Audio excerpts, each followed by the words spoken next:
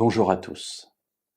Nous avons vu hier que l'ange Gabriel a été envoyé vers Marie, une fille d'Israël, pour lui annoncer qu'elle allait être enceinte.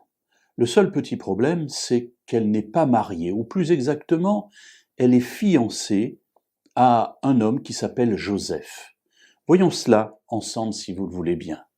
Nous irons aujourd'hui dans l'Évangile selon Matthieu, au chapitre 1er, et nous lirons les versets 18 à 20. Voici comment arriva la naissance de Jésus-Christ. Marie, sa mère, était fiancée à Joseph. Avant leur union, elle se trouva enceinte par le Saint-Esprit. Joseph, son époux, qui était un homme de bien et qui ne voulait pas la diffamer, se proposa de rompre secrètement avec elle.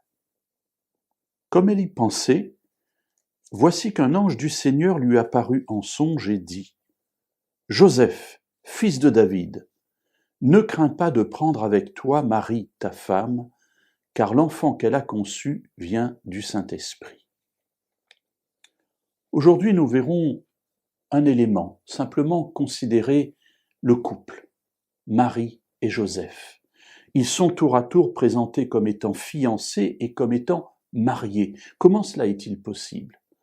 Eh bien, tout simplement, il faut savoir qu'à l'époque, quand quelqu'un était fiancé, eh bien, il était considéré comme étant marié, à tel point que si les fiançailles devaient être rompues, la dot devait être payée malgré tout. Et c'est pour ça que passer de l'un à l'autre ne pose aucun problème dans les évangiles pour parler de Joseph et Marie. Pour autant, y a-t-il une différence ? Alors oui, il y a une différence. La Vierge fiancée vit toujours chez ses parents et elle ne viendra vivre chez son mari que le jour des noces. Et c'est ce jour-là seulement, et pas avant, qu'il y aura des relations sexuelles entre l'un et l'autre.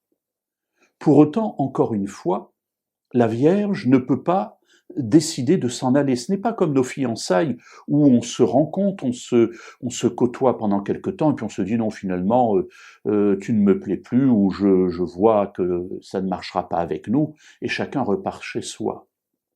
La personne qui est fiancée à une autre est liée déjà par le contrat.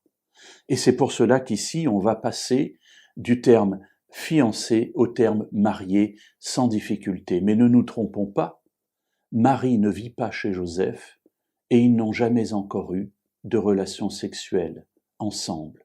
Et c'est ce qui va fonder la naissance miraculeuse de cet enfant à venir.